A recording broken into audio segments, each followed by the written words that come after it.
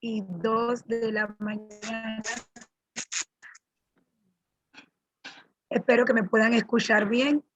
Buen día, doctora. Buen día a todos los asistentes. ¿Sí me logran escuchar? Sí, te escuchamos bien.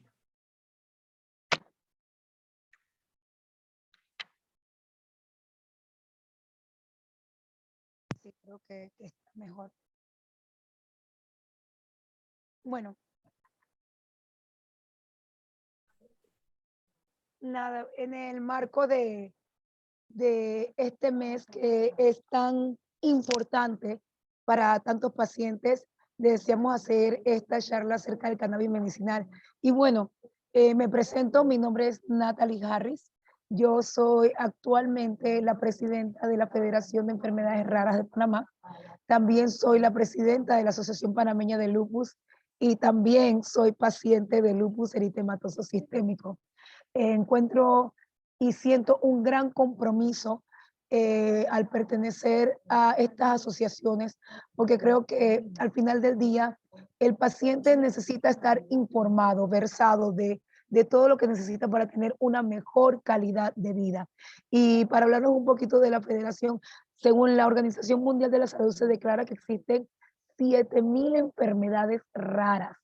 En Panamá, ya de acuerdo a la ley 28 del 28 de octubre del 2014, hay descritas cerca de 50. Sin embargo, se deja abierto a otras.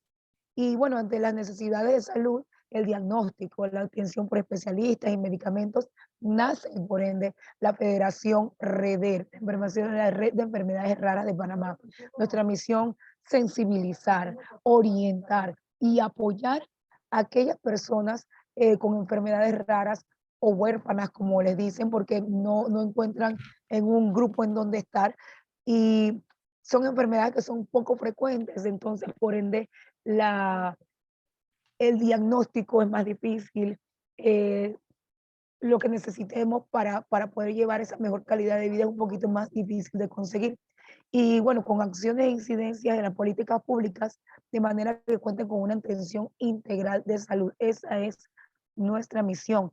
Actualmente, dentro de la federación estamos agrupando 11 grupos y al final del día tenemos que entender que ninguno de nosotros es tan bueno como todos nosotros juntos. Por eso nos unimos para hacer esta federación y Dios primero, existan más enfermedades, más personas con diferentes diagnósticos de enfermedades o quizás que no tienen alguna asociación que sean parte de esta federación para, para poder conseguir ese bienestar que todos los pacientes al final del día necesitan. Y bueno, hoy es un tema muy especial, diría yo que hasta cierto punto se sentía como muy polémico, pero muy necesario. En otros países del mundo se está utilizando ya lo que es el cannabis medicinal para controlar diferentes tipos de afectaciones y Panamá ya está entrando dentro de esta ley que también se puede hacer el consumo del mismo. Y por eso el día de hoy estamos con la doctora Sandra Carrillo, ella es doctora en medicina de la Universidad CESME de Medellín, Colombia, presidente de la Asociación Médica Colombiana de Cannabis Medicinal, co-creadora de diplomatura de aplicaciones terapéuticas del cannabis medicinal de la Universidad CES de Colombia, es cofundadora y directora médica de Medical IPS, Clínicas Cannabis Medicinal de Colombia. Médico certificado en medicina cannabinoide, certificaciones en Canadá, Estados Unidos, Colombia, una diplomatura en epidemiología de la investigación de la Universidad de Colombia, certificado de investigación en humanos de Virginia Commonwealth, maestría en gerencia de servicios de la salud, certificación en medicina regenerativa y anti-aging de España, miembro de la Junta Directiva de la Asociación Association of Cannabis Specialists de Estados Unidos, miembro del Comité Científico Observatorio Colombiano de Cannabis Medicinal, miembro del Comité Científico Portugal Cannabis Medical Cannabis, profesora de la Facultad de Medicina de la Universidad de Panamá, programa científico de cannabis medicinal, profesora honoraria de diplomatura de cannabis medicinal, Sociedad Mexicana de Medicina Cannabinoide y de UNAM, miembro internacional Cannabinoid Research Society, International Association of Cannabinoid Medicine, Society of Cannabis Clinicians y también miembro editorial del Journal of Cannabinoid Medicine y conferencista internacional en más de 20 países, y Panamá la tiene aquí con nosotros el día de hoy, y ya las más de 35 personas que están conectadas también, porque es importante, es necesario y creo que es una gran oportunidad para que muchas personas se versen en lo que puede, los beneficios que puede dar el cannabis medicinal en la vida de muchos pacientes. Así que, without further ado, sin más espera, y bueno, muy bien certificada, les dejo con ustedes a la señora, a la doctora Sandra Carrillo. Buen día, doctora, y gracias por estar con nosotros la mañana de hoy. Buen día, Natalie. Buenos días a todos los que nos están acompañando. La verdad me complace mucho estar el día de hoy aquí porque como tú lo mencionaste, las enfermedades raras o las enfermedades huérfanas son para los pacientes muchas veces patologías en las que a veces se sienten solos, se sienten sin rumbo, porque definitivamente necesitan mucha guía, mucho acompañamiento, pero este tipo de agremiaciones, de agrupaciones, hacen que todos estos pacientes puedan compartir juntos no solamente sus vivencias, sino que se apoyen y que hagan fuerza para poder conseguir una mejor calidad de vida. Y de esto es lo que se trata, ya que sabemos que la salud es un derecho que todos tenemos. Les voy a compartir ahora mi Doctora, pantalla. solo Sí. quiero agregarles, y para todas las personas que están presentes, vamos a tener un periodo de preguntas y respuestas. Así que a lo largo de la charla de la doctora, por favor tomen nota de cualquier duda que tengan para cuando llegue ese periodo de preguntas y respuestas las puedan hacer. Este periodo de preguntas y respuestas va a ser dirigida por la señora Berta Vergara como representante del movimiento de esclerosis lateral amiotrófica y es miembro también de AUPA. Eso va a ser más adelante y en su momento se les va a indicar. Así que le dejo la palestra, doctora Carrillo. Muchas gracias. Bueno, como lo mencionaste, Natalie, yo soy profesora ad honorem de la Facultad de Medicina de la Universidad de Panamá, encargada del programa científico y educativo de cannabis medicinal. Desde hace ya un par de años con la Universidad de Panamá hemos estado haciendo educación para médicos y personal del área de la salud acerca de las terapias cannabinoides, porque necesitamos que los médicos y el personal del área de la salud comprendan que estas terapias son una alternativa importante y valiosa para los pacientes que tienen diversas patologías. Soy presidenta de la Asociación Médica Colombiana de Cannabis Medicinal, pero vivo en Panamá, soy panameña nacionalizada, naturalizada, o sea que paso la mayoría de mi tiempo aquí, pero tengo clínicas de cannabis medicinal en Colombia y viajo casi todos los meses a ver pacientes allá. Fui parte de todos estos 5 años en el proceso de la legalización del cannabis medicinal. Fui invitada por la Comisión de Salud de la Asamblea Legislativa, fui invitada a todos los debates y a las mesas técnicas haciendo advocacy para que se legalizara el cannabis medicinal en Panamá. Estuve presente en todos los debates, primer debate, segundo debate, tercer debate, y a Dios gracias, finalmente los diputados dieron el sí para que se legalizara el cannabis en Panamá, y también a Dios gracias el presidente de la República dio el sí. Ahora mismo nos encontramos con el Ministerio de Salud en el proceso de la reglamentación, que es el proceso que es un poco más dispendioso, pero afortunadamente Panamá ya no se va a quedar atrás en políticas de salud, y los pacientes de Panamá que tanto lo necesitan van a poder tener acceso a las terapias cannabinoides, que son una alternativa tan importante. Ya Natalie leyó un poco de mi historia clínica, de mi currículum vitae, no los voy a detener aquí. Para poder hablar del cannabis medicinal es muy importante hablar que el cannabis medicinal no es algo nuevo. Aquí no estamos descubriendo el agua caliente, no es algo que se está empezando a utilizar hace solamente un par de años. En esta figura vemos un gráfico desde cuándo está reportado en la literatura que el cannabis se ha venido utilizando como medicina, y como lo ven en la gráfica, inclusive en el año 2700 antes de Cristo fue utilizado en la medicina china, fue utilizado en la medicina hindú. Inclusive en el año 207 después de Cristo, el padre de la cirugía china lo utilizaba, o hacía una mezcla de vino y cannabis para anestesiar a sus pacientes antes de someterlos a cirugía.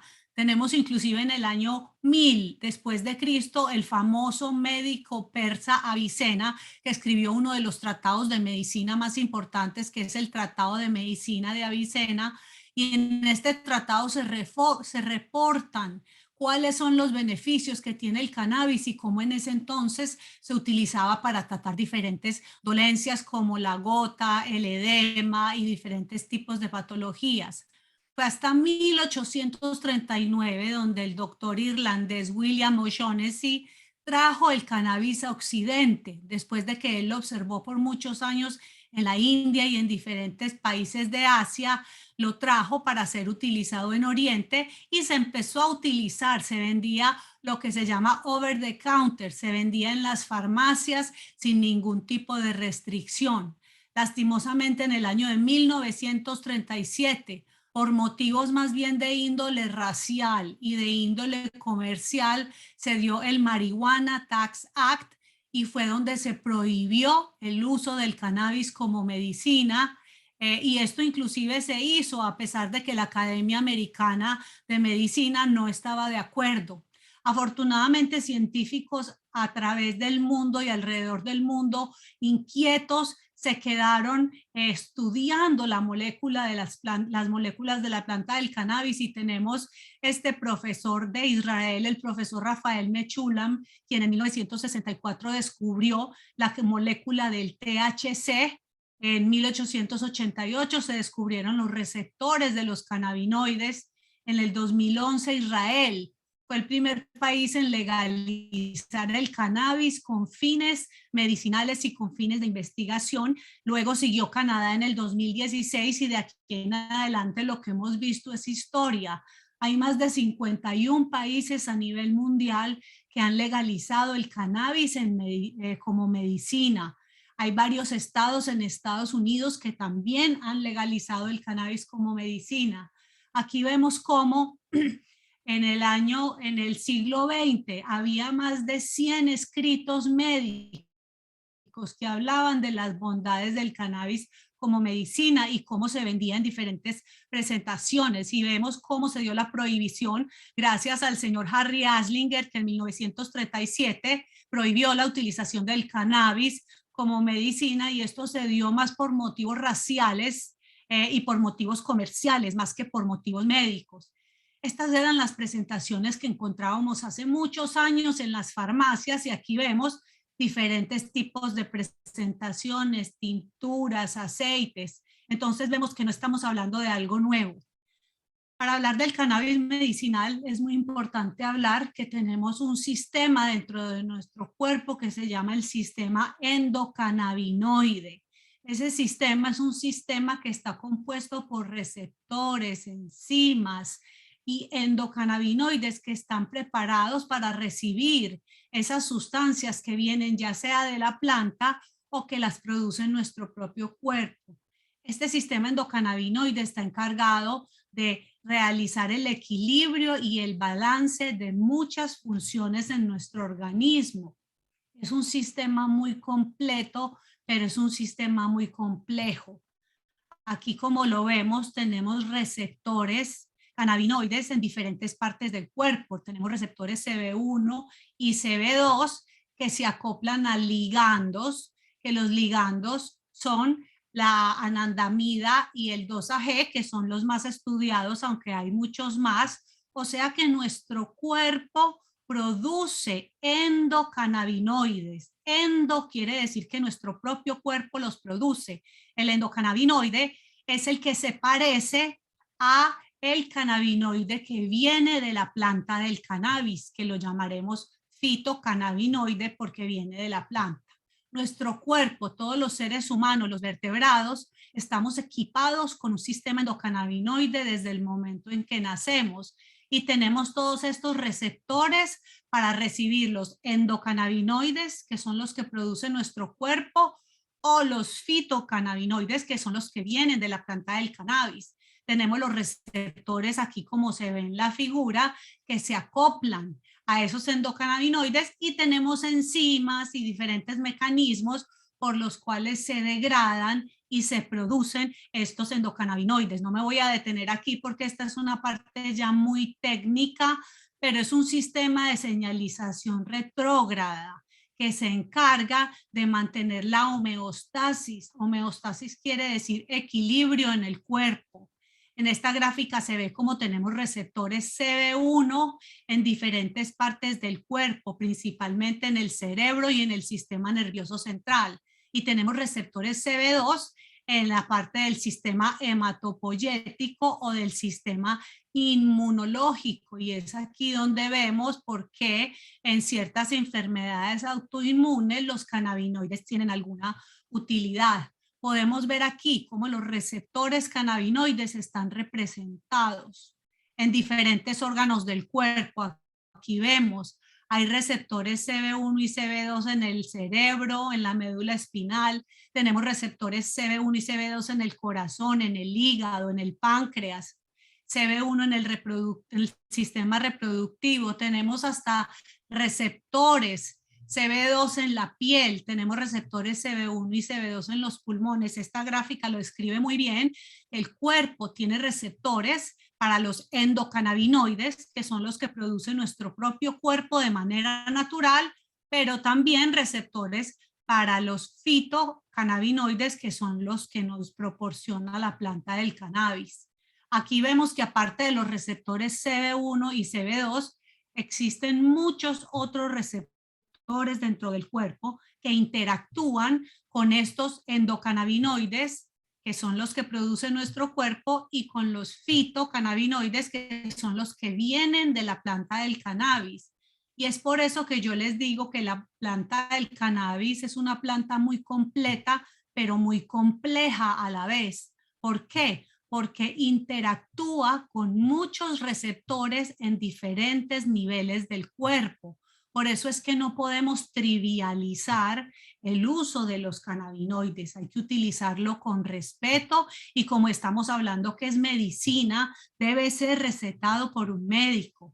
El sistema endocannabinoide se encarga de regular diferentes funciones en el cuerpo, como son regular el apetito, el dolor, la inflamación, el estado de ánimo, el metabolismo, la motivación. Tiene muchas funciones. Se encarga de controlar el apetito, el sueño, la respuesta inmunológica. Tiene inherencia en lo que es en el sistema reproductivo. Tiene un importante papel en el manejo del dolor. Tiene también afectación en partes de la memoria, en el control de la temperatura. Es un importante neuroprotector. Aquí vemos cómo los diferentes receptores cannabinoides están representados en diferentes partes del cerebro. Tenemos receptores en la corteza cerebral, en los ganglios basales, en el cerebro, en el cerebelo, y es de aquí que vemos por qué los cannabinoides, que son los que vienen de la planta del cannabis, sirven o ayudan para el tratamiento de síntomas y de patologías en enfermedades neurológicas, por ejemplo, como lo son la epilepsia y otras, la epilepsia refractaria y otras patologías. Tenemos que considerar que el sistema endocannabinoide es otro sistema más, así como tenemos el sistema musculoesquelético, el sistema respiratorio, el sistema muscular, el sistema digestivo, pues el sistema endocannabinoide es otro de los sistemas de nuestro cuerpo que no se había hablado de él, no se habla en las facultades de medicina, no se estudia. Y la idea es que poco a poco en las universidades se vaya introduciendo este concepto, porque es muy importante que los médicos conozcan que existe este sistema endocannabinoide. Como les había mencionado, es el encargado de mantener el equilibrio y la homeostasis y la regulación de muchos de los procesos que producen en el cuerpo.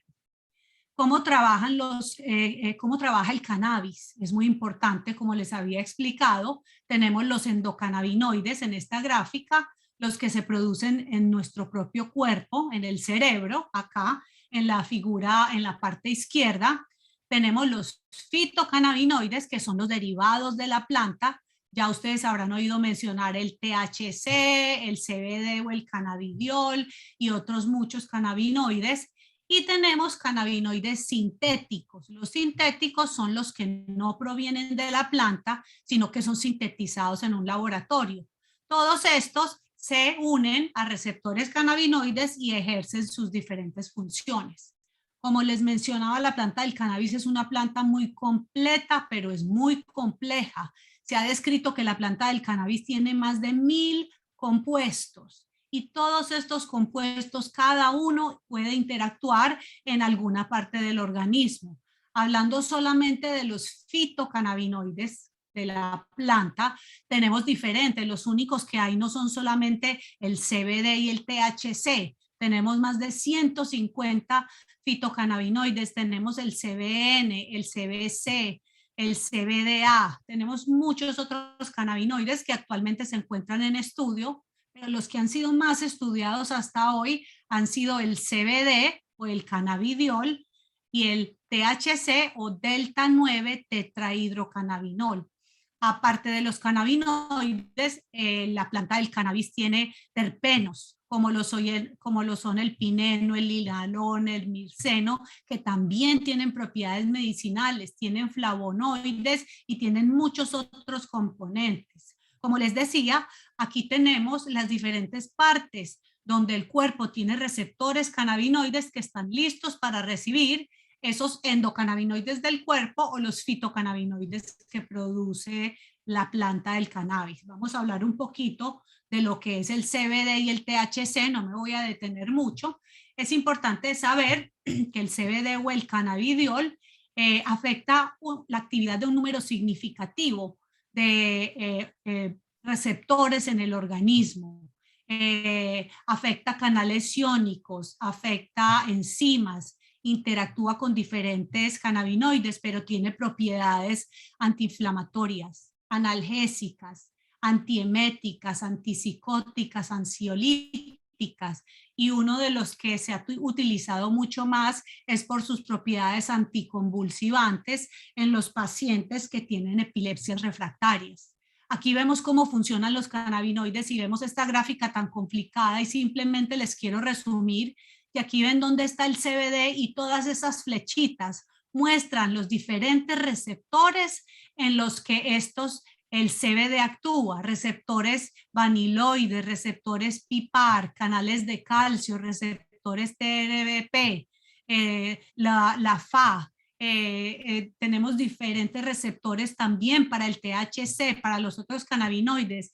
Y es de aquí la importancia de ver que cuando se van a utilizar cannabinoides como el CBD o el THC, esto no es algo que se compra en la esquina y lo empieza a utilizar la persona sin tener una receta médica, sin tener la guía médica, porque todas estas interacciones son importantes, todos estos sitios son importantes y solo el médico puede saber a dónde está yendo ese cannabinoide y para qué se está utilizando y si el paciente sí se puede beneficiar de estas terapias. Las terapias cannabinoides no son para todo el mundo. El cannabis medicinal no le funciona a todo el mundo. Es muy importante que todos entiendan que esto no es una panacea, que no es una cura milagrosa, que no es la cura para el cáncer, que es una medicina y que como medicina tenemos que tratarla con respeto y bajo prescripción médica. Ahora les voy a hablar del delta 9 tetrahidrocannabinol, que es el que tiene más mitos y tiene más preguntas y tiene más dudas. Este es el que produce la euforia, es el que produce la intoxicación, es el que produce la traba, es el que produce todos efectos psicotrópicos que a las personas cuando se lo están utilizando de manera medicinal, inclusive les parecen efectos desagradables. Es el responsable, de todas maneras, el THC es muy importante porque es el responsable de muchos de los efectos farmacológicos del cannabis. Tiene efecto analgésico, tiene actividad antiespasmódica, ayuda a reducir las náuseas y los vómitos inducidos por la quimioterapia, ayuda a estimular el apetito y es por eso que es tan importante la utilización en pacientes cuando tienen SIDA, cuando tienen cáncer y no quieren comer porque les aumenta y les mejora el apetito. Obviamente todo esto bajo prescripción médica. Aquí vemos los diferentes compuestos cannabinoides, no me voy a detener en esto porque son muchos. Como les digo, para cuando les hablen de cannabinoides, no solamente son el CBD y el THC, aquí estamos viendo muchos otros cannabinoides. Este es un paralelo que me gusta mucho hacer porque la gente pregunta si es lo mismo la utilización del cannabis medicinal o del cannabis, no se debe decir recreacional, se ha dicho que se debe llamar de uso adulto responsable, pero para hacerlo de una manera más fácil y más coloquial, llamémoslo recreacional versus medicinal. No es lo mismo y no se debe confundir. ¿Por qué? Porque cuando estamos haciendo o se está cultivando cannabis para medicina, lo que se hace es que se cultiva bajo unos estándares y unos protocolos de seguridad muy estrictos, porque como su nombre lo dice, es medicina. Estamos haciendo medicina y la planta desde el momento en el que se siembra en el suelo debe ser testeado, debe ser monitorizado que el suelo no tenga ni metales pesados, ni pesticidas, y no esté contaminado. El cannabis medicinal cuando se cultiva para medicina es una planta que hay que darle unos nutrientes especiales, está vigilado bajo protocolos de seguridad específicos, debe recibir unas condiciones específicas de agua, de sol, se debe monitorizar absolutamente todo lo que está alrededor de esa planta porque es una planta que va a producir medicina. Es una planta que está controlada, se controlan las cantidades de cannabinoides, se controla la cantidad del THC, la cantidad del CBD, porque hay diferentes variedades o quimobares o quimiotipos que nos dan diferentes tipos de medicina. No es que hay una sola planta que produce el cannabis y esa sola planta es la que cura toda o hace todo el trabajo para aliviar todas las enfermedades. Hay diferentes variedades que tienen diferentes concentraciones de cannabinoides. Es muy importante saber que esta planta, cuando se cultiva para medicina, pasa por estrictos controles de calidad, se revisa después de que salen los extractos y los aceites, pasan por unas máquinas especiales que revisa que no esté contaminada ni con virus, ni con bacterias, ni con pesticidas, ni metales pesados, ni con hongos. A la planta del cannabis es una planta que le puede dar mucha contaminación y les pueden dar muchas pestes. De hecho, una planta del cannabis que está contaminada con un hongo le puede dar una micotoxina y si un paciente consume una micotoxina de esas, esa micotoxina se le puede ir al cerebro y le puede causar mucho daño. Entonces, por eso es tan importante hacer este paralelo entre recreativo y medicinal.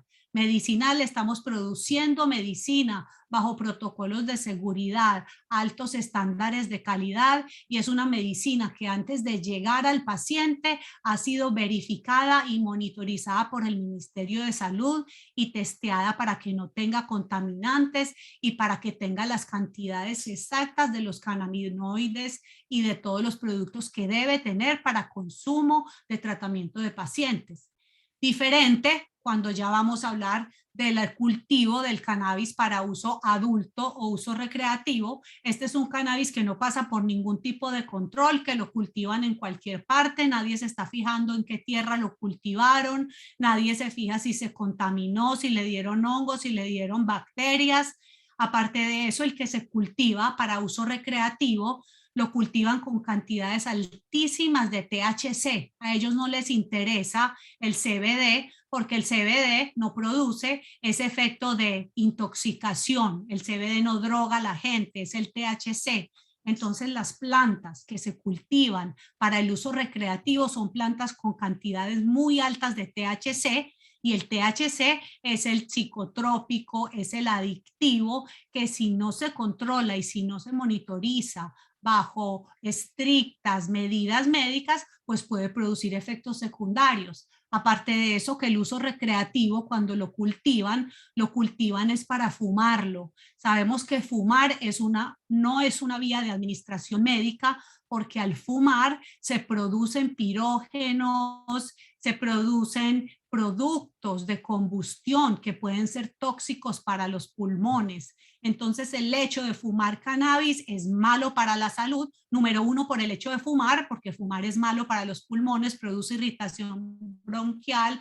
Fumar puede dar cáncer, cigarrillo puede dar cáncer fumar. Y aparte de eso, porque las cantidades de THC que utilizan para ese recreacional son cantidades altísimas y que obviamente no está controlado por ningún médico. Cuando las cantidades de THC son tan altas y no tienen control, los pacientes pueden tener efectos secundarios muy delicados. Entonces es muy importante hacer este paralelo. Aparte de eso, que sabemos que el cannabis de uso recreativo o de uso adulto contribuye con el narcotráfico, es un mercado negro. Entonces sabemos que son dos cosas completamente diferentes. El cannabis medicinal es un mercado que es legal y es lícito porque es controlado y monitorizado por todas las entidades gubernamentales. En Panamá va a ser controlado por el Ministerio de Agricultura, por el Ministerio de Aduanas, por el Ministerio de Salud, por Farmacias y Drogas, por el Ministerio de Estupefacientes. Hay muchas entidades que están encargadas de monitorizar que todo ese cannabis medicinal sea cultivado y sea producido de una manera que sea para que los pacientes obtengan beneficios. Ya habiendo pasado por esto, aquí vemos que es importante el tema de lo de las temperaturas y que fumar cannabis no es un tratamiento y que puede producir situaciones deletéreas para la salud. Ya hablamos que inclusive el cannabis medicinal es un cannabis que puede tener estandarización, que podemos saber en la etiqueta. Cuando es cannabis medicinal, cada frasco o cada presentación viene con un reporte de cuál es la cantidad que tiene de CBD, cuál es la cantidad que tiene de THC, si tiene terpenos, cuáles son los excipientes, tiene todos los sellos de calidad, debe tener el registro sanitario del Ministerio de Salud y debe tener trazabilidad. La trazabilidad quiere decir que el gobierno va a saber de qué planta fue que salió esa preparación que el paciente va a producir. Eso se llama trazabilidad y eso es muy importante porque le da a los pacientes esa seguridad y esa tranquilidad de que van a estar utilizando un producto de calidad. Es muy importante saber esto. Como les decía, los cannabinoides, ya sea sintéticos o naturales derivados de la planta, han venido siendo utilizados por muchos años. Les hablé de cannabinoides sintéticos. Hace muchos años se aprobó el marinol, que es el dronabinol, es un cannabinoide sintético, que es un THC sintético, y se aprobó para el tratamiento de anorexia, náuseas y vómitos en pacientes con quimioterapia y para anorexia y caquexia en pacientes con SIDA. Este es sintético, este no viene directo de la planta, sino producido en un laboratorio. El Cesamet, que es la nabilona, otro cannabinoide sintético que se aprobó hace muchos años también para las mismas aplicaciones y es un THC sintético.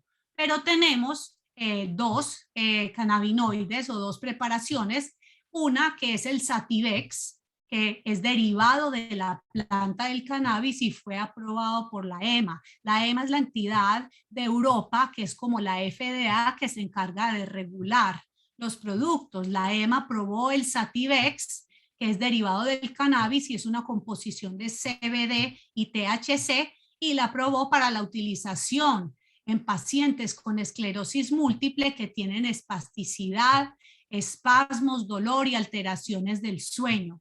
Y también recientemente, en el 2019, se aprobó el Epidiolex. El Epidiolex es el cannabidiol o el CBD, extracto purificado derivado de la planta del cannabis, que se aprobó para el tratamiento de las epilepsias refractarias, particularmente en pacientes con síndrome de Dravet, síndrome de Lennox-Gastaut y recientemente para pacientes con epilepsia refractaria, con esclerosis tuberosos, esclerosis tuberosa, que todo esto son enfermedades raras. Aquí vemos una de las presentaciones.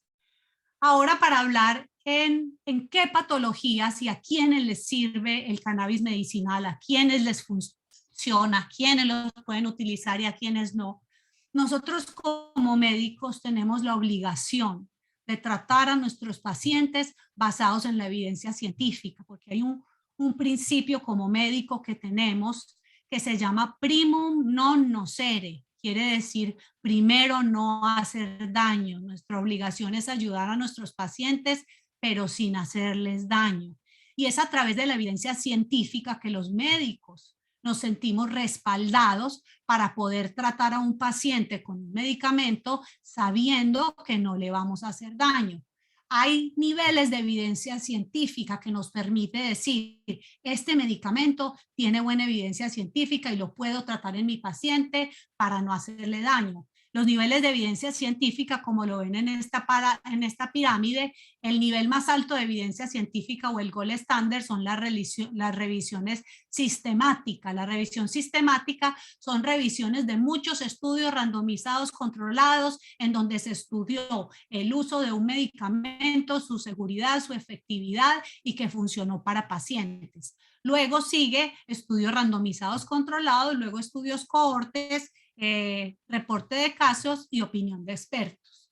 Aquí les voy a hablar de esto de una manera rápida porque esto es algo como más técnico, pero en el 2017 se hizo una revisión exhaustiva donde se revisaron más de 20,000 artículos de revistas científicas médicas en las que se evaluó todo lo que había en la literatura acerca de los efectos en la salud del uso del cannabis y los cannabinoides. Esto es un documento muy valioso porque fue revisado por un comité de expertos y allí evaluaron para qué enfermedades y para qué patologías había evidencia científica sólida, para cuáles había evidencia moderada, para cuáles había evidencia leve y para cuáles no había evidencia. Además que evaluaron cuál era el impacto que podía tener en la salud el uso de los cannabinoides.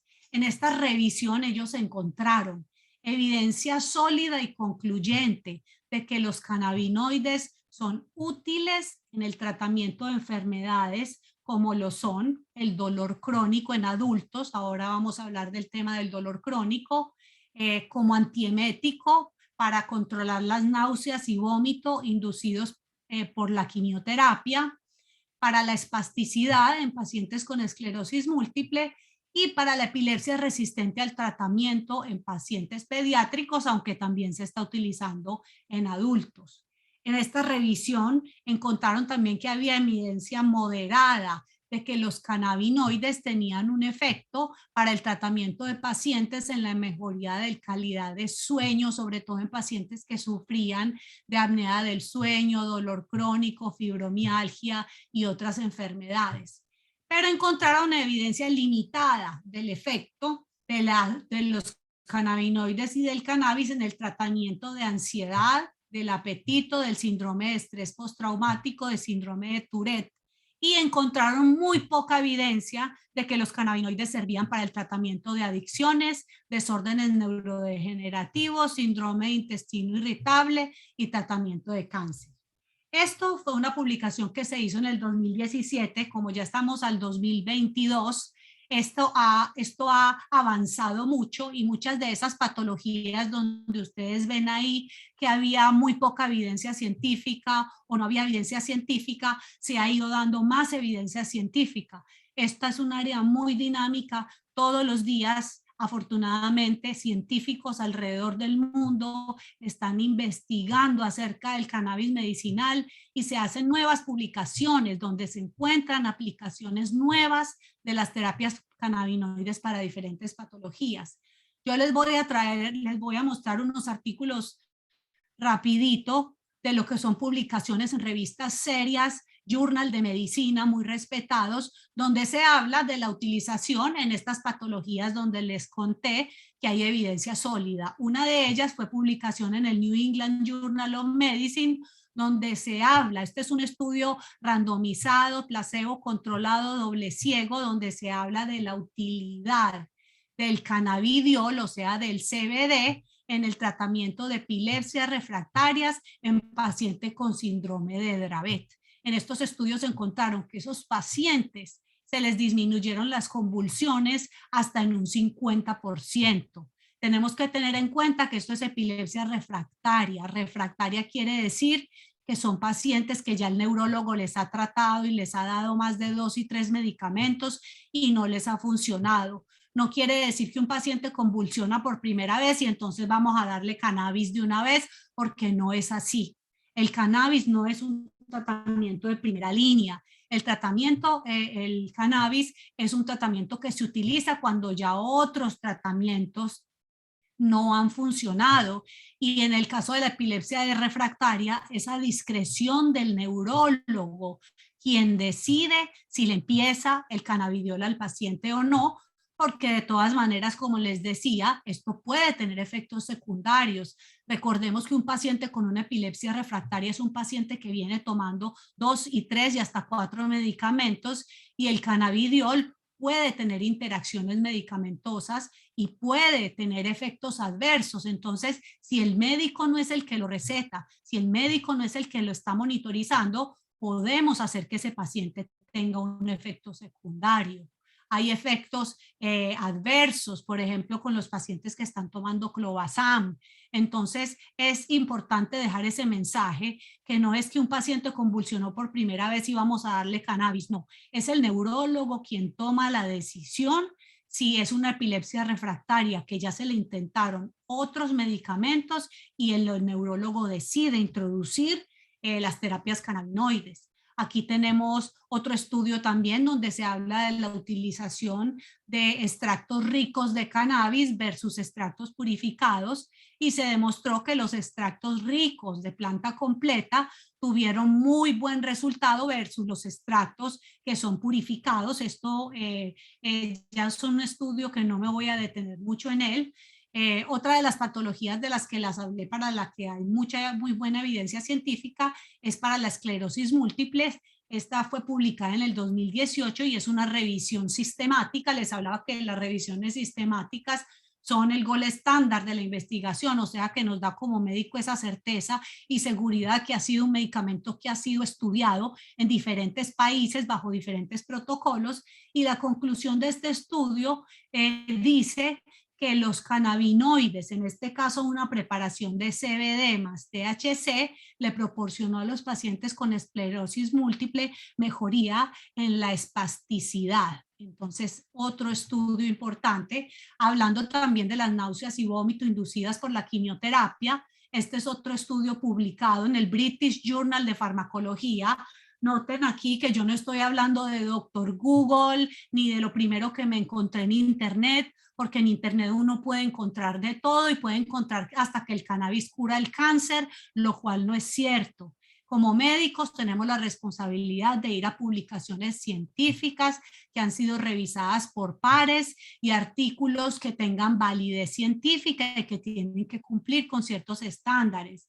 Este estudio es un estudio randomizado, doble ciego, placebo controlado, que cumple con los estándares de calidad, en los cuales se habla que a los pacientes que se les estaba dando quimioterapia, se les dio una preparación de cannabis medicinal que contenía delta 9 tetrahidrocannabinol y CBD, o sea, THC y CBD, y esto ayudó a disminuir las náuseas y el vómito inducidos por la quimioterapia. Muy importante esto. Esto se hizo como una terapia coadyuvante. ¿Qué quiere decir? No es que al paciente que le estaban dando quimioterapia solamente le dieron cannabis y entonces no le dio ni náuseas ni vómito. No, se le mantuvo las otras terapias estándares que les dan a los pacientes en las salas de quimioterapia, que les ponen unos cócteles para que no les den las náuseas y el vómito, pero se demostró en este estudio que al agregar la terapia cannabinoide disminuyeron las náuseas y vómitos en conjunto con los otros tratamientos que se les estaban dando, que son las terapias convencionales. Aquí nuevamente les repito, las terapias cannabinoides y el cannabis medicinal no es tratamiento de primera línea, no es que me dio vómito o me van a hacer quimioterapia por primera vez mañana y entonces voy a empezar a tomar cannabis. Todo esto tiene que ser recetado por el médico y monitorizado por el médico. Este es otro estudio de esclerosis múltiple, no me voy a detener aquí. Hablando de dolor crónico, como vimos que el dolor crónico es una de los síntomas para los que hay muy buena evidencia científica que soporta el uso de los cannabinoides en estos pacientes. Yo dividí dolor crónico en dolor de tipo oncológico, que es el dolor causado por el cáncer, y el dolor de tipo no oncológico, que es el otro tipo de dolor que no es causado por el cáncer. Aquí vemos, este es un estudio que se hizo con 177 pacientes con cáncer avanzado a los que se les dieron una preparación de CBD y THC. La conclusión del estudio fue que estos pacientes mejoraron un 30% en la escala del dolor, les mejoró el dolor en un 30% versus los pacientes que se les dio placebo. Esto fue un estudio publicado en el Journal of Pain and Symptom Management. Este fue un estudio randomizado, multicéntrico, placebo controlado, o sea, un estudio que cumplió con las características. Hay muchos más estudios de estos, pero no les quería traer 10 estudios de cada una de estas patologías porque no es el caso, solo quería traerles alguna de la evidencia científica, pero para que vean que tenemos evidencia científica referente a esto. Ahora hablando de dolor crónico, que ya no es de tipo oncológico, sino otros tipos de dolores, como lo son la artritis, la fibromialgia. Tenemos acá estudios que demostraron que las terapias cannabinoides ayudaron a los pacientes que utilizaron en artritis reumatoidea. Este es un estudio con 58 pacientes. Hay otro estudio de fibromialgia en el que se demostró que la nabilona, que ese sí es un cannabinoide sintético, también ayudó a los pacientes con fibromialgia. Recientemente se publicó un estudio muy completo del tratamiento de pacientes con fibromialgia y cannabinoides, en los cuales se demostró que los pacientes que utilizaron los cannabinoides les mejoró mucho el dolor causado por la fibromialgia. Recordamos que la fibromialgia es una enfermedad que comprende muchos síntomas. El paciente con fibromialgia no solamente tiene dolor, sino que tiene insomnio, no duerme bien, puede tener depresión. Y aquí los cannabinoides juegan un papel importante. Y nuevamente, y disculpen que me canse de repetir lo mismo, todo esto tiene que ser recetado y monitorizado por el médico. No se automediquen, no vayan a la esquina a comprar el frasquito que les están vendiendo. Hay mucha especulación en Panamá, la gente lo está vendiendo por internet, lo están vendiendo en cada esquina. Esto es muy peligroso porque se ha encontrado, se hizo un estudio en Estados Unidos en el que recogieron muchos de los frascos o de las preparaciones de cannabis, de CBD, aunque diga que es de hemp, que estaban vendiendo over the counter, y las analizaron y se dieron cuenta que más de la mitad lo que decía en la etiqueta no era lo que correspondía al interior del producto. Hubo productos que encontraron que decía solamente CBD derivado de hemp y resulta que tenía THC, que sabemos que es el psicotrópico y el que da la euforia. Hubo productos en los que decía que tenía 50 miligramos de CBD y solamente tenía 5 miligramos. Hubo productos que decía que tenía CBD y hasta benzodiazepinas le habían agregado. Entonces, por eso es tan importante esperar que en Panamá el Ministerio de Salud saque el producto que tenga registro sanitario, que esté reglamentado por Farmacias y Droga y por el MINSA, porque si no, el paciente se va a estar exponiendo a utilizar un producto que no sabemos realmente qué es lo que contiene adentro. El Ministerio de Salud tiene laboratorios en los cuales se verifica que los medicamentos que van a llegar a las farmacias sí cumplan con los estándares de calidad. Este es otro estudio que se usó en pacientes con dolor crónico.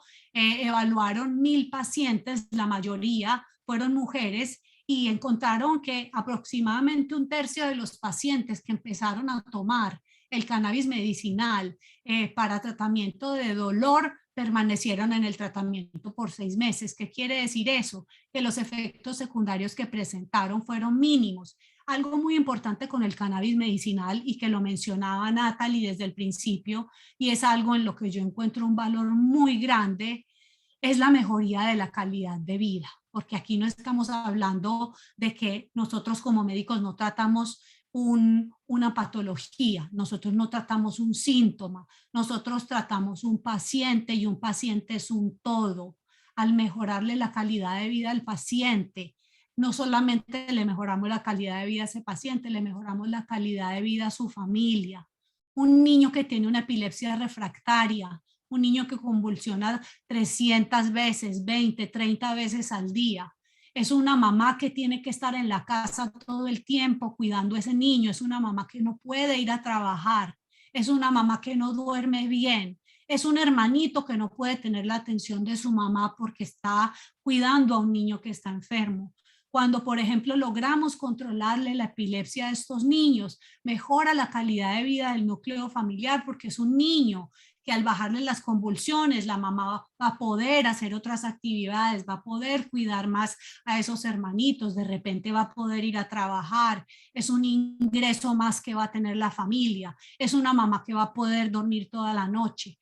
Entonces, estamos hablando de impacto en la calidad de vida de los pacientes, al igual los pacientes que tienen cáncer.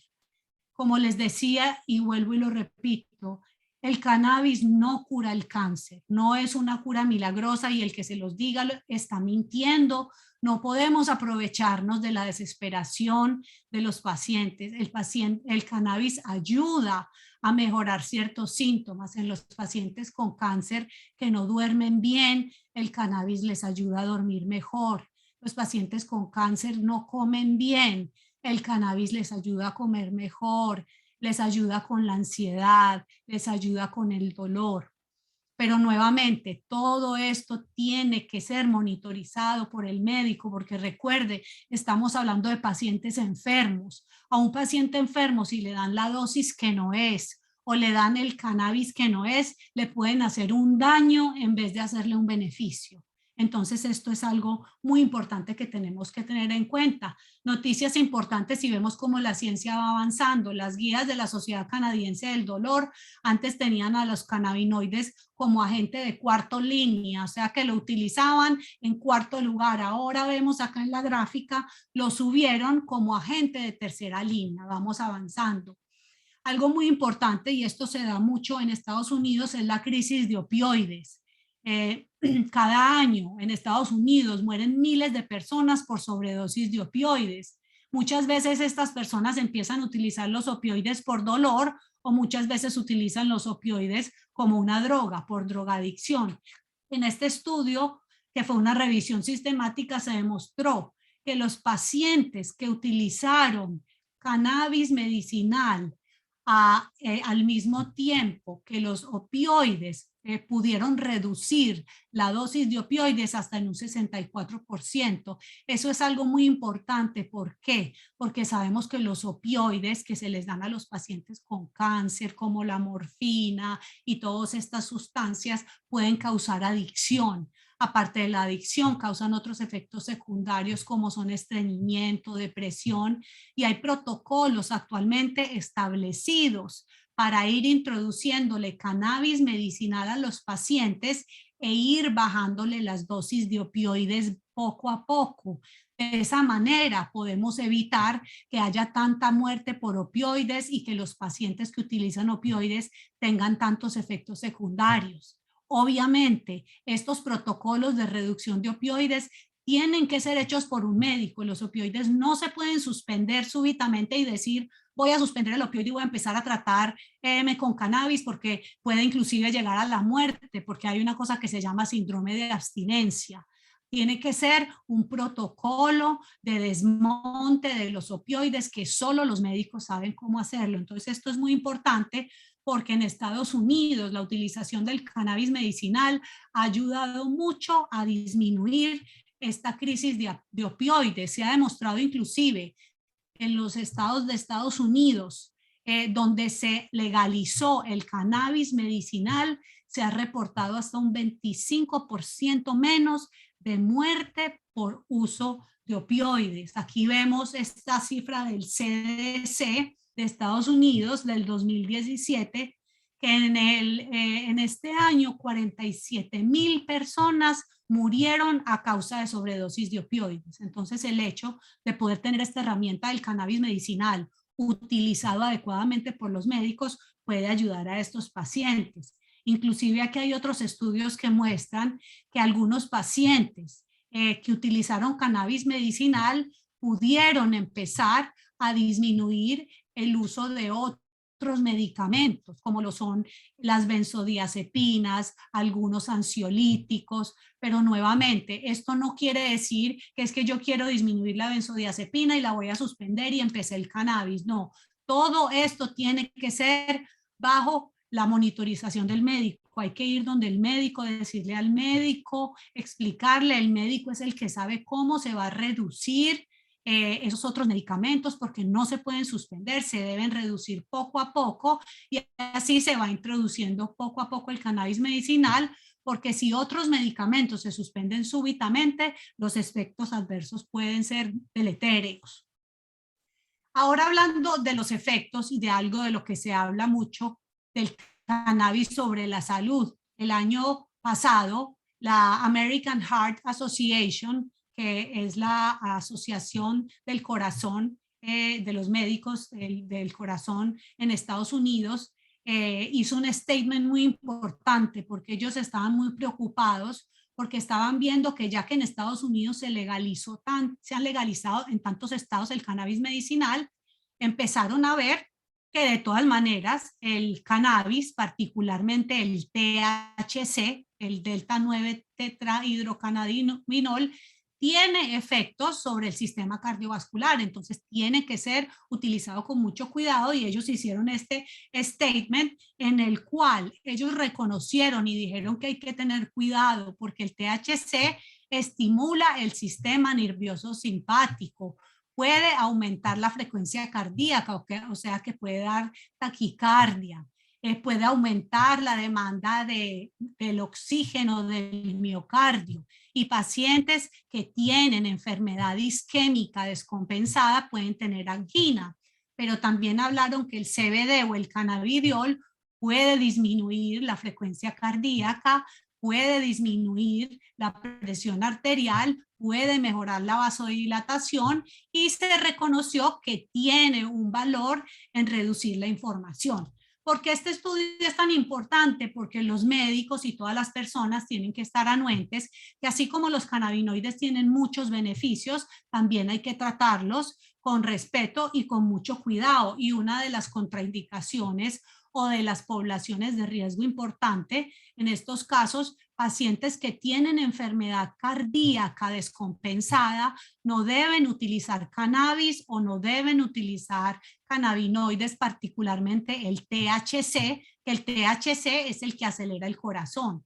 Si tienen la enfermedad cardiovascular compensada, deben ir donde su médico y el médico les decide o les define si lo deben usar o no bajo la monitorización estrecha del cardiólogo. Referente a la enfermedad respiratoria, se encontró evidencia sustancial de que puede haber empeoramiento de síntomas respiratorios y mayor frecuencia de episodios de bronquitis crónica en fumadores de cannabis a largo plazo. Ahí es donde les hablaba que fumar cannabis sí es malo. Fumar no es una vía terapéutica y no es una vía que los médicos utilizamos. En cuanto a lesiones y muertes, hablemos que los pacientes que utilizan cannabis, particularmente el THC, pueden tener impairment o pueden tener alteraciones en los reflejos, sobre todo el THC, y es por eso que el médico, cuando el paciente viene a la consulta, le pregunta al paciente: ¿usted en qué trabaja? ¿Usted maneja? ¿Usted utiliza maquinaria pesada? Entonces, de acuerdo a eso, no quiere decir que no se le puede dar, sino que hay que mirar en qué horario se le puede dar al paciente, por ejemplo, sobre todo el THC, porque el CBD, el cannabidiol, no produce este tipo de impairment, es el THC Entonces hay que mirar qué tipo de trabajo tiene el paciente, porque los pacientes que consumen altas cantidades de THC, y sobre todo en este contexto lo hicieron en los que lo utilizan de manera recreativa, recreacional o uso adulto, utilizaban altas cantidades de THC y estaban más propuestos a accidentes automovilísticos. Pero cuando estamos hablando de cannabis medicinal, que es recetado por el médico sabrá muy bien cómo balancear la dosis para que el paciente no vaya a tener este tipo de problemas y le da las indicaciones al paciente. Una pregunta que se hace muy frecuente, es ¿qué pasa cuando una mujer, una persona consume cannabis o fuma cannabis, la exposición prenatal, perinatal y neonatal? Los estudios encontraron que hay evidencia sustancial de que cuando una persona o una mujer en este caso fuma cannabis, los pacientes, el bebé puede tener bajo peso al nacer. Entonces, definitivamente, otra de las poblaciones de riesgo para la utilización de cannabis y cannabinoides son las embarazadas y las mujeres en periodo de lactancia. En el ámbito psicosocial, esto es algo muy importante porque aquí nos interesa mucho hablar de lo que es la adolescencia y por eso es que es tan importante evitar y hacer educación, porque los adolescentes no deben consumir cannabis. Hay moderada evidencia de asociación estadística entre el uso de cannabis y alteración en el aprendizaje, la memoria y la atención, sobre todo cuando se hace uso agudo de cannabis. Aquí en este reporte lo estaban hablando sobre todo en el contexto del uso recreativo, que recordemos que el uso recreacional o uso adulto es los que usan altas cantidades de THC. Cuando un médico recomienda cannabis medicinal a un paciente, no se utilizan dosis muy altas de THC, salvo que sean pacientes con unas enfermedades muy severas. Por lo general, el médico siempre balancea el CBD y el THC, y el CBD tiene esa propiedad de contrarrestar o de balancear ese efecto psicotrópico del THC. Pero sí es muy importante, sobre todo para los adolescentes, no deben consumir el cannabis de uso recreativo, que es alto en THC, porque puede haber alteraciones en el aprendizaje y en la memoria, sobre todo en el uso agudo. En la salud mental, y esta es una de las contraindicaciones más importantes y que siempre se recomienda, está contraindicada la utilización del THC en los pacientes que tienen patología mental, específicamente esquizofrenia y psicosis. Especialmente los que son usuarios frecuentes, en este caso, también en este estudio lo hablaron mucho de las personas que lo utilizaban de manera recreativa, que son los que usan los porcentajes de THC muy altos. Entonces, paciente con antecedente de esquizofrenia o de psicosis no debe utilizar THC, muy importante. También hay que tener en cuenta que se puede hacer algo que se llama desarrollo de uso problemático del cannabis. Ese desarrollo de uso problemático de cannabis, para ponerlo de una manera coloquial, es lo que llamamos adicción.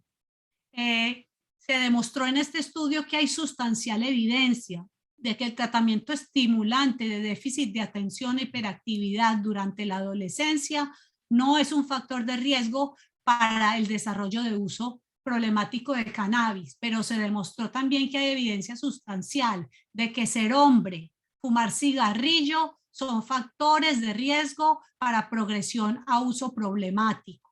También que el uso temprano de cannabis es un factor de riesgo para el desarrollo de uso problemático, y es aquí donde tenemos que hacer mucha educación a los adolescentes, porque hay muchos adolescentes diciendo, es que mi abuelita lo usa, entonces yo también lo puedo usar porque mi abuelita lo está usando y lo que yo estoy utilizando aquí es medicina, y eso no es verdad. Hay que hacer educación porque eso no es así en el adolescente. El adolescente tiene el sistema neurológico en desarrollo, la neuroplasticidad, entonces no se recomienda la utilización de cannabinoides a no ser que estemos hablando de una enfermedad de este tipo como una epilepsia refractaria, que ya ahí el médico entra a mirar el riesgo versus el beneficio. El uso de los cannabinoides, sobre todo el THC, en altas cantidades le puede dar a la persona ataques de ansiedad o ataques de pánico. Es por eso que es tan importante, nuevamente lo repito y no me canso de repetirlo en toda la charla, esto debe ser monitorizada por el médico. Hay evidencia sustancial del aumento del uso de cannabis y desarrollo de uso problemático de cannabis cuando el paciente es de sexo masculino.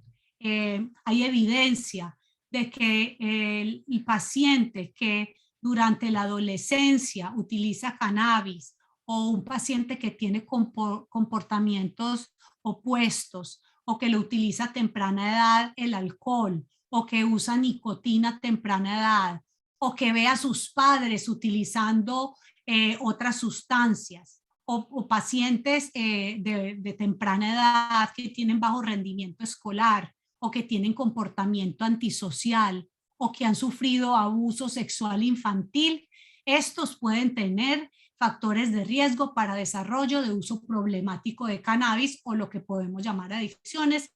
Nuevamente, estas son cosas que hay que tener en cuenta y es por eso que hay que tener y hacer mucha educación. Hay evidencia moderada de la asociación entre el uso de cannabis y el desarrollo de dependencia de sustancias, incluyendo alcohol, tabaco y otras drogas ilícitas. Entonces, hay que tener en cuenta esto, vuelvo y les digo, todo esto que les estoy mencionando, estos fueron estudios que se hicieron, pero en pacientes que lo utilizaban de manera recreacional o recreativa, o sea que utilizaban altas cantidades de THC. Lastimosamente no tenemos estudios ahora de pacientes que lo hayan estado usando solamente como grado medicinal y realmente no vemos adicciones frecuentemente en la consulta en pacientes que lo usan como medicina. ¿Por qué? Porque como el médico está monitorizando las dosis, el médico no le da cantidades altas de THC al paciente. El médico le combina el CBD y el THC, que es el que contrarresta ese efecto del THC. De hecho, cuando se está haciendo una titulación de una dosis a un paciente con cannabis medicinal, el paciente, cuando empieza a sentir esa euforia o esa intoxicación, inmediatamente llama al médico y le dice, doctor, me estoy sintiendo raro. Es una sensación desagradable porque el paciente que viene para uso medicinal es un paciente que lo que busca es aliviar un síntoma. No es un paciente que lo que busca es desconectarse ni drogarse. Entonces, en esos casos, el médico siempre baja la dosis. El secreto para que el paciente no llegue a sentir este efecto indeseable es que siempre se empiezan con dosis muy bajas. Se empiezan con las dosis mínimas y se va subiendo poco a poco. Cada tercer día se sube la dosis hasta que se controla los síntomas. El objetivo del tratamiento es control de síntomas a mínimas dosis. Es muy raro tener que darle dosis altas de THC a un paciente porque por lo general con dosis bajas el paciente se controla y es por eso que en la práctica clínica es muy raro ver un paciente que venga con una adicción o que venga con un problema de estos severos, pero los médicos tenemos que estar siempre anuentes. Ahora ya para terminar, es importante ver la seguridad del cannabis. Aquí vemos en este reporte del 2011, en el 2011 480,000 personas murieron por uso de tabaco, 26,000 por uso de alcohol, 16,000 por medicamentos de prescripción médica, 4,600 por uso de cocaína, 4,300 por uso de heroína, 0 muertes reportadas por uso de cannabis. Hasta el momento no hay ninguna muerte reportada en la literatura por el uso del cannabis, a no ser que haya sido asociado con el uso de otras drogas. Recuerden que las personas que utilizan diferentes drogas no utilizan solamente cannabis, sino que quieren utilizar cocaína, heroína, y entonces ahí es donde vienen las complicaciones. Pero hasta ahora no hay ni una sola muerte reportada por el uso del cannabis. Ya les hablé de este tema de las interacciones medicamentosas, por lo cual siempre el médico debe estar recetando. Esto es un medicamento que va a ser controlado en Panamá. El médico hace la receta y el paciente va a la farmacia por su receta de cannabis. Esto no se va a estar vendiendo en cualquier farmacia, ni en cualquier botica, ni cualquier tienda naturista. Paciente que no tenga la receta médica es paciente que no puede tener cannabis medicinal. Entonces el médico sabrá cuáles son las interacciones. Aquí tenemos algunas de las interacciones farmacológicas que se han demostrado con el uso de cannabinoides. Puede interactuar con la rifampicina, con el ketoconazol, con el clobazam. De hecho, para los médicos hay una herramienta muy importante que es esta, que le pone el nombre del medicamento que está tomando el paciente, y si le está dando cannabidiol, inmediatamente le sale al médico si hay alguna interacción o no. ¿Qué quiere decir interacción? Que un medicamento se cruza con otro y puede causar un efecto indeseable. Recordemos que el cannabis y los cannabinoides actúan en el hígado y se metabolizan por las enzimas P450. Y hay muchos otros medicamentos que tomamos al día a día que pasan por esa misma vía, y es por eso es que hay que estarlos monitorizando. Aquí tenemos otras de las interacciones que puede haber.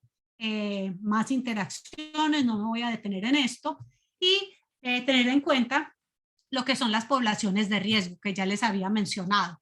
Pacientes con embarazo y lactancia son poblaciones de riesgo que no deben utilizar cannabis. Pacientes con antecedente de abusos de sustancias, ya lo hablamos, pacientes que tienen antecedentes de drogadicción, que utilizan cocaína, que abusan otro tipo de sustancias, tampoco deben utilizarlo. Pacientes con psicosis, con esquizofrenia, contraindicado. Pacientes con enfermedad pulmonar o cardíaca inestable, y obviamente población de riesgo grande e importante, los adolescentes. Esto haciendo mucha docencia, muy importante.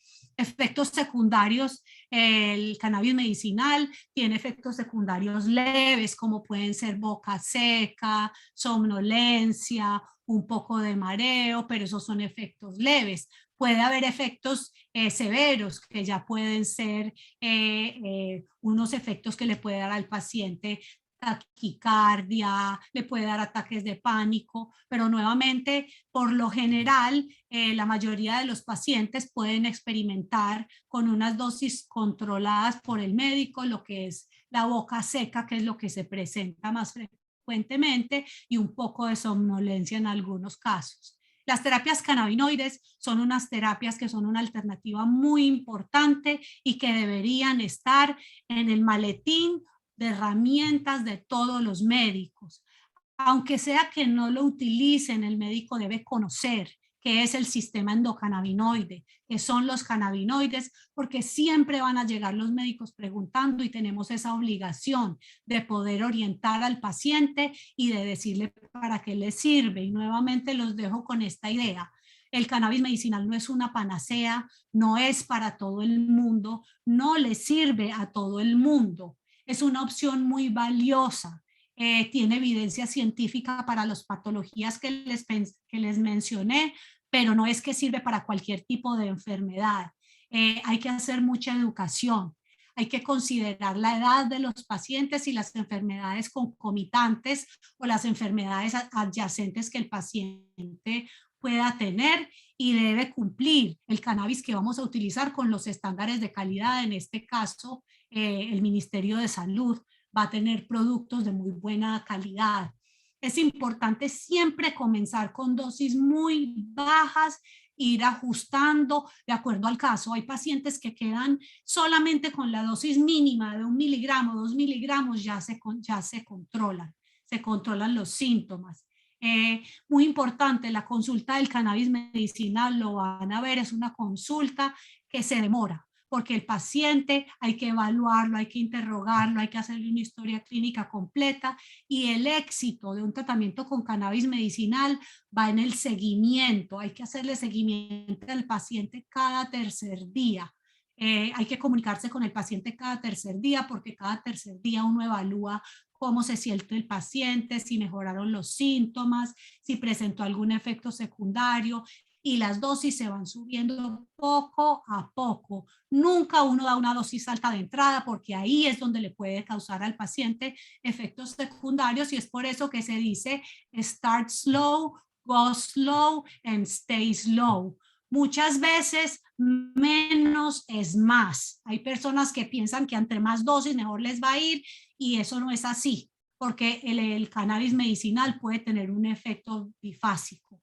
Y tenemos que seguir haciendo investigación. En Panamá vamos a hacer investigación a través de la Universidad de Panamá, a través de diferentes entidades de salud. Espero que el gobierno apoye la investigación porque las terapias cannabinoides son muy prometedoras, pero debemos seguir construyendo más evidencia científica para poder descubrir las nuevas aplicaciones que los cannabinoides tienen en los tratamientos para los pacientes.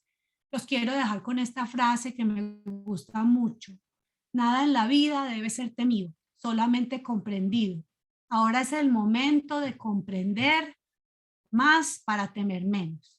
Muchas gracias. Aquí les dejo mi contacto, mis redes sociales. Si tienen alguna inquietud, alguna pregunta, siéntanse libres de contactarme. Y muchas gracias por la invitación.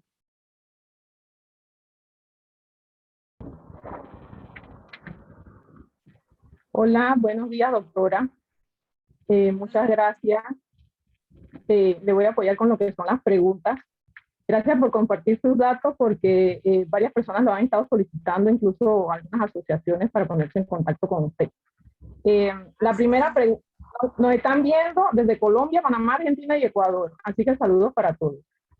Una pregunta es, cordial saludo desde la Fundación Ciclemia, Cartagena de Indias, Colombia. El señor Carlos Carballo pregunta si tienen investigaciones, uso y resultados comprobados en pacientes con ciclemia.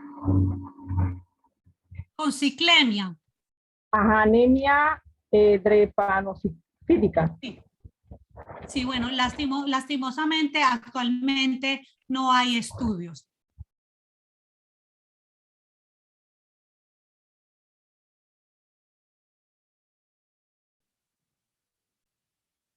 Berta, tienes apagado el micrófono. Disculpen. No sé si también preguntan de esta misma asociación si el cannabis en pacientes con ACF. ACF. Ajá. Estudios comprobados. Solo Yo puso sepa, eso. actualmente no estoy anuente que hay estudios en esto. Ok. Alexis, las presentaciones sí se van a compartir, ya lo dijeron, en todas las redes sociales que tenga Redder, Instagram y Facebook. Otra pregunta es de Yanis Ríos. El CBD para artritis reumatoidea, ¿cuál es el recomendado? Bueno, esta es una pregunta muy buena y muy importante. El CBD recomendado para artritis reumatoidea es el que el Ministerio de Salud apruebe. Estamos esperando la reglamentación. Realmente vamos a esperar en la reglamentación qué tipo de quimobares y qué tipo de presentaciones se van a permitir en Panamá. El cannabidiol es una alternativa buena para los pacientes con artritis reumatoidea porque tiene un alto potencial antiinflamatorio. Estamos a la espera de la reglamentación para mirar cuáles serían las concentraciones, porque pueden haber diferentes concentraciones de 50 miligramos, de 20 miligramos. Ahí va a depender ya el tipo de presentaciones que se tengan, pero es una alternativa valiosa para los pacientes. No necesariamente como tratamiento único, pero sí como tratamiento coadyuvante, ayuda a los pacientes con artritis. Ok, otra pregunta desde Colombia de Marta Mayorga. Buenos días, soy paciente de esclerodermia difusa, enfermedad rara. Les saludo desde Santa Marta. ¿Cómo puedo saber si puedo utilizar el cannabis y cómo pedir que sea suministrado por su EPS? Muy buena pregunta. En Colombia actualmente se está recetando por el MIPRES, pero no todas las EPS solamente hay 2 EPS que lo están cubriendo. Me puedes escribir directo a mi email, yo te puedo dar la dirección de la clínica para que vayan y te evalúen allá. Para mirar, en Colombia existen las preparaciones magistrales y hay diferentes quimobares y bastantes alternativas para los pacientes. Entonces, si me escribes al email de eresandracarrillo@gmail.com, con mucho gusto te oriento cómo hacer la consulta allá en Colombia. Esta pregunta es de, bueno, no dejo nombre. En enfermedades degenerativas como la retinosis pigmentaria, ¿se conocen resultados con el uso del cannabis? Realmente todavía no hay estudios de estos. Recordemos que hay mucha evidencia empírica o reportes de caso, pero como médicos lo que necesitamos es los estudios randomizados, doble ciego, placebo controlados, que no tenemos para este tipo de patología actualmente. Otra pregunta es, ¿el cannabis sirve para el dolor de cabeza, intracraneal y fibromialgia? Doctora, ¿podría dejar de compartir pantalla? Sí. Gracias. Con gusto. Sí, bueno, para la fibromialgia, de hecho, hay una teoría muy interesante del doctor Ethan Russo, que es un neurólogo muy famoso en Estados Unidos, en el que se habla que hay pacientes que sufren de algo que se llama deficiencia del sistema endocannabinoide. Hay pacientes que tienen el tono endocannabinoide disminuido o aumentado y en algunos casos los pacientes con fibromialgia pueden tener un problema con el tono endocannabinoide. Al balancear este tono endocannabinoide, el paciente puede mejorar. Recordemos que la fibromialgia, el paciente puede sufrir de migrañas, síndrome de intestino irritable, los dolores, y definitivamente los cannabinoides son una alternativa que le ayuda a estos pacientes a mejorar la calidad de vida. No es que le va a curar la fibromialgia, porque recordemos el cannabis, hasta ahora no hay ningún estudio que nos demuestre que lo cura, pero sí lo puede mejorar. Hay maneras también de mejorar nuestro sistema endocannabinoide sin necesidad de estar tomando cannabis o de estar tomando preparaciones. Hay diferentes maneras a través de la alimentación, a través del ejercicio, en las que podemos hacer que nuestro tono endocannabinoide mejore. Puede servir para las migrañas, pero nuevamente, y para el dolor de cabeza, pero nuevamente, primero, cuando uno tiene un dolor de cabeza o tiene una migraña, debe consultar al médico, porque una migraña o un dolor de cabeza puede ser por un aneurisma, entonces no podemos inmediatamente decir, me duele la cabeza, voy a tomar cannabis. No, primero tiene que ser estudiado el origen de ese dolor de cabeza o de esa migraña y que el especialista determine cuál es el origen y la etiología, y ya de ahí, si el especialista intentó otros tratamientos y no le funcionó, pues las terapias cannabinoides funcionan, pero no podemos saltar sin tener un diagnóstico hecho por el especialista apropiado al cannabis medicinal de una vez, porque nos podríamos pasar algún tipo de patología o alguna enfermedad grave y entonces la vamos a enmascarar con un medicamento. Primero hay que hacer el estudio adecuado de la patología, tener un diagnóstico, y ya cuando el medicamento o el tratamiento que le dio el médico no funcionó, entonces ya se recurre al cannabis medicinal. Por eso yo siempre hablo que el cannabis medicinal no es un tratamiento de primera línea, pero sí se ha demostrado en pacientes que ya han sido estudiados de ciertos tipos de migraña, que ya tienen un diagnóstico por el neurólogo, en el que los cannabinoides les puede ayudar. Otra pregunta es, ¿hay información respecto de la utilización de cannabis como medicamento ontológico? Oncológico. pusieron ontológico, no sé si será lo mismo o oncológico. Oncológico, para oncología tenemos para el tratamiento de los síntomas que les hablaba del el dolor, el insomnio, la mejoría del apetito, la mejoría del estado de ánimo, pero en sí, como les decía, para tratamiento de cáncer, que cure cáncer, se está haciendo investigación en muchas partes del mundo, pero todavía no hay estudios concluyentes.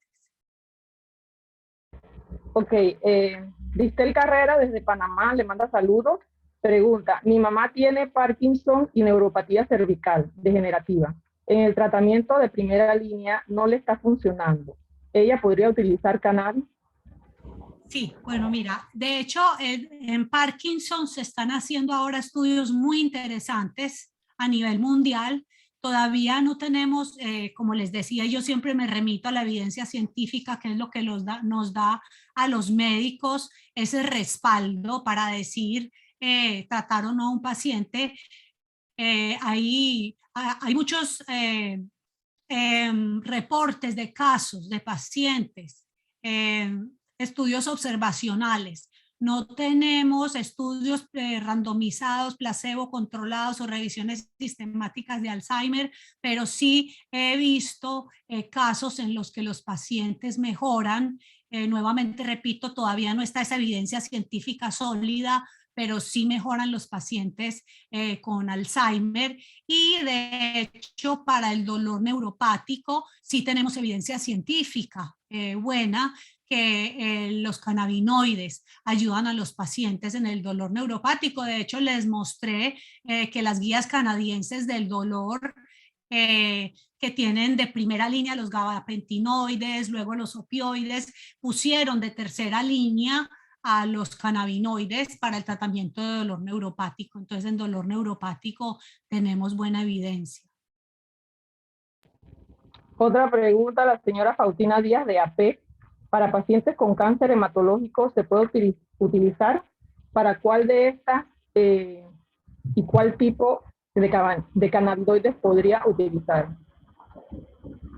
En general, para pacientes oncológicos, la utilidad de los cannabinoides en la que tenemos evidencia científica es para lo que les hablaba, que es la mejoría en la calidad de vida. Por ejemplo, los que están con quimioterapia, les ayuda a disminuir la náusea y vómito inducidos por quimioterapia, les ayuda a mejorar el dolor, les puede ayudar a disminuir las dosis de opioides que les dan por el dolor, obviamente bajo la prescripción y la monitorización médica.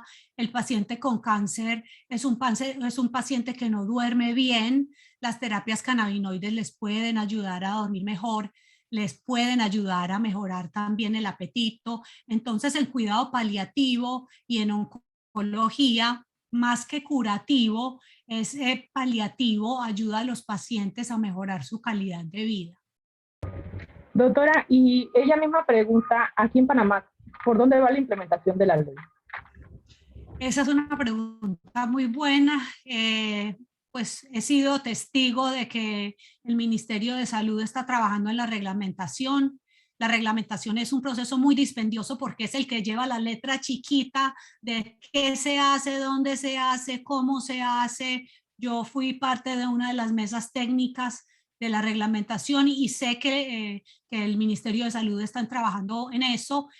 Pienso que estamos cerca, pero hay que tener paciencia porque lo que se está tratando es que Panamá tenga una reglamentación bien robusta, muy buena, que favorezca sobre todo a los pacientes de Panamá, que no vaya a ser algo que salga a la carrera por salir y luego se queda la mitad de los pacientes con los medicamentos o sin la cobertura. Entonces pienso que pues todos estamos apurados y estamos desesperados porque salga rápido, pero pienso que hay que tener paciencia para que tengamos una buena reglamentación, porque una mala reglamentación va a ser un problema para todos.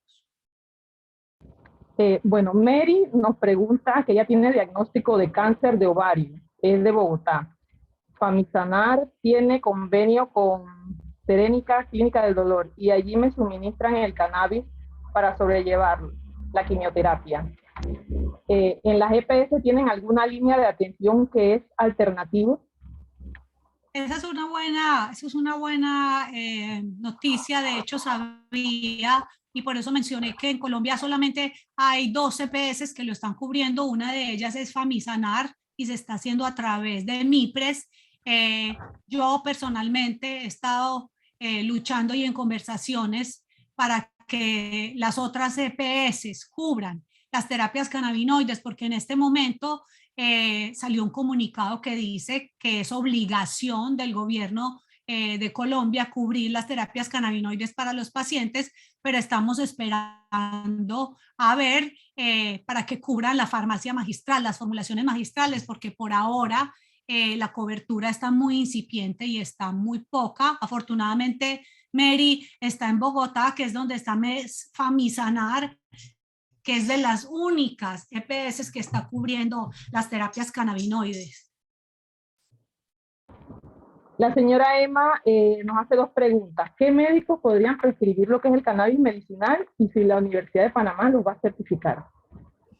Muy buena pregunta. Bueno, desde hace 2 años con la Universidad de Panamá, yo he estado trabajando, haciendo educación para médicos y personal del área de la salud, para estudiantes de medicina.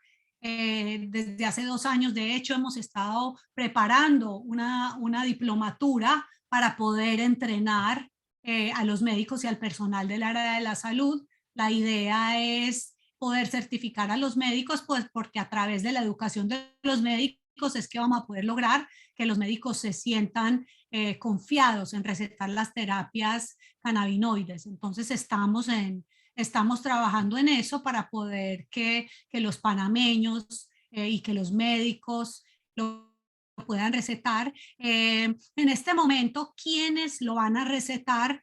Eso está en discusión en el Ministerio de Salud. Todavía no se ha definido si van a ser solamente especialistas o si también van a poder los médicos generales recetar el cannabis medicinal. Estamos esperando que eso salga en la reglamentación, pero definitivamente los médicos especialistas por ahora, y estamos esperando, ojalá el médico general también pueda recetarlo. Ok, doctora. Como paciente de esclerosis lateral amiotrófica ELA, ¿existe algún estudio? Porque veo que en lo que usted estuvo explicando hay muchos síntomas que se parecen que son compatibles con la esclerosis múltiple, como es el desorden del sueño, las neuropatías, la espasticidad, porque ya muchos pacientes lo están utilizando, pero a veces sin el control necesario, como usted lo indicaba, un control médico. Sí, eso es cierto. La verdad, los pacientes con esclerosis lateral amiotrófica pues tienen todos estos retos de todas estas síntomas que son tan difíciles de manejar, y en el tema de la falta de sueño, del estado anímico, del apetito, del dolor, las terapias cannabinoides se ponen en conjunto a ayudar en todo este tipo de patologías. Si bien no tenemos estudios randomizados controlados, doble ciego, particularmente para pacientes con ELA, pues al tener el paciente estos síntomas, le podría ayudar a controlar o a mejorar esos síntomas. Esta pregunta me parece interesante. ¿Existen guías prácticas clínicas que indiquen las dosis por patologías en el uso de cannabis medicinal? Excelente pregunta. Bueno, nosotros tenemos unas guías prácticas en nuestras clínicas, y hay guías prácticas en Colombia, y hay guías que se han creado en Canadá y en Australia, pero todavía nos falta tener unas guías más a nivel global. Eso es algo en lo que médicos de todo el mundo estamos trabajando. Yo he dado conferencia en más de 20 países, en 3 diferentes continentes, en Sudáfrica, en Tailandia, en el Reino Unido, Malta, Brasil. Y esa es una constante que todos los médicos piden, tener guías prácticas, porque en medicina los médicos necesitamos esas guías. El tema con el cannabis medicinal es que en temas de dosificación, la dosificación es muy diferente a lo que venimos acostumbrados, que cuando llega el paciente a la consulta le decimos 500 miligramos de acitromicina por 7 días y listo, ya. No, con el cannabis medicinal esto es una medicina muy personalizada. El paciente llega a la consulta, el médico, uno llama al paciente al tercer día, le hace la titulación de la dosis, cada tercer día le sube la dosis, monitoriza efectos secundarios, monitoriza mejoría y control de síntomas. Entonces no hay dosis estándar. No hay una dosis estándar. Por ejemplo, tengo un paciente con epilepsia, entonces la dosis estándar son 5 miligramos por kilo por peso, que es lo que uno está acostumbrado en la medicina. No, es algo en lo que se llama las terapias de titulación que se van haciendo poco a poco, y es de ahí que el médico necesita tener una relación muy estrecha con el paciente para poder tener un tratamiento exitoso y que el paciente sea adherente al tratamiento y paciente, porque muchas veces estos periodos de titulación quiere decir subir la dosis hasta que el paciente encuentre el control de los síntomas. Algunas veces puede tomar hasta 3 semanas llegar y alcanzar y encontrar ese punto en el que el paciente dice, ya me siento bien, estoy controlado. Hay pacientes que al segundo, tercer día o la primera semana ya están bien, pero hay pacientes que les toma más tiempo. Entonces es la relación médico-paciente muy cercana, monitorizando el paciente y la evolución. Doctora, acaban de llegar otras preguntas.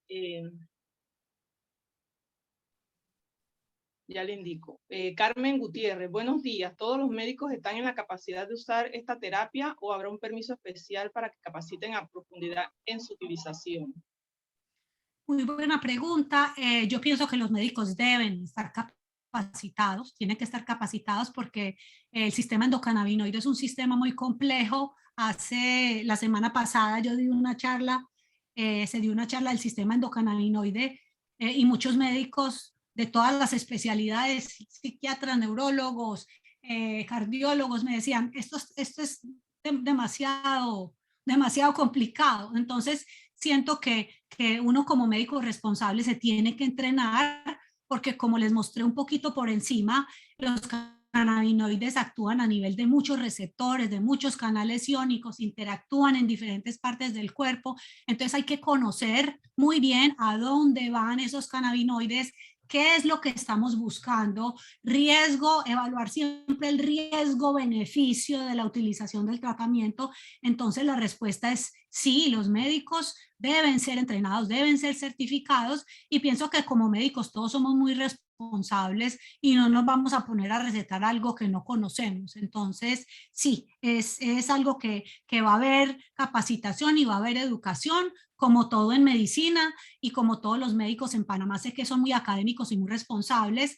Vamos a estar haciendo educación continua, actualizaciones, discusión de casos clínicos, porque como les digo, más de 50 países a nivel mundial han legalizado el cannabis medicinal, y muchos países vecinos, Colombia, Perú, Ecuador, Brasil, hay médicos recetando. Tenemos en Estados Unidos, en Europa. Entonces Panamá no se quedó, gracias a Dios, atrás en temas de salud, y estamos aquí para compartir todo ese conocimiento que se ha generado de diferentes países. Ok, otra pregunta de Eugenia López. Hace 3 años enfermé de síndrome Guillain-Barré. Como secuela tengo espasmos muy fuertes en las piernas. Me recetaron pregabalina todos los días. ¿Hay alguna alternativa con cannabis? Esa pregunta es interesante porque realmente para Guillain-Barré, no, obviamente no tenemos estudios, como les decía, con la rigurosidad científica, pero si extrapolamos que para la esclerosis múltiple, en la espasticidad hay evidencia científica que los pacientes que tienen esclerosis múltiple y sufren de espasticidad se benefician de las terapias cannabinoides. Podría ser una alternativa para esta paciente, obviamente, y qué pena que sea tan repetitiva, pero siempre recomendado por el médico, no se automediquen, es más peligroso automedicarse. Yo soy partidaria de desestigmatizar el uso del cannabis como medicina, pero no estoy de acuerdo con trivializarlo. Trivializarlo es que crean, porque hay gente que dice, es natural, viene de la planta, eso no importa, yo me lo tomo, no pasa nada. No, no se puede trivializar porque tiene interacciones medicamentosas y puede tener efectos secundarios, y no es para tenerle miedo, es simplemente ir donde el médico, porque el médico sabrá cuál es el cannabinoide que necesita, cuál es la dosis, cuál es la interacción, cómo evitar esa interacción, cómo evitar el efecto secundario, como todo en medicina. El Tylenol, si uno toma cantidades altas de Tylenol, pues le puede dar una falla hepática. Todos los medicamentos causan efectos secundarios. El cannabis es un medicamento, hay que tratarlo como tal y monitorizarlo con un médico. Gracias, doctora Sandra. Este es un tema que da para mucho más, súper interesante. Por tiempo sí, se nos quedan muchas preguntas, pero le agradecemos en nombre de Reder y todas las demás organizaciones que le integran sus conocimientos. Y si puede repetir o dejar sus datos nuevamente para los que lo están solicitando. Pero le damos mil gracias por toda esta información.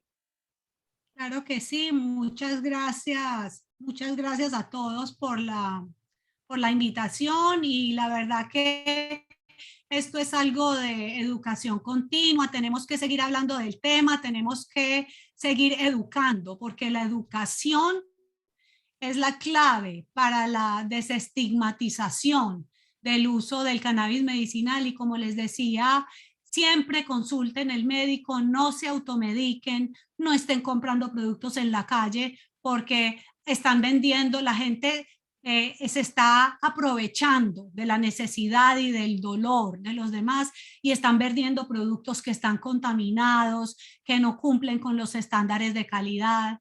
Ya hemos esperado 5 años, esperemos un poquito más a que salga la reglamentación, que ya con la reglamentación vamos a tener productos regulados por el Ministerio de Salud y unas guías, y los médicos que los van a poder orientar, asesorar, porque aquí estamos hablando de pacientes que tienen patologías. Entonces hay que utilizar productos seguros.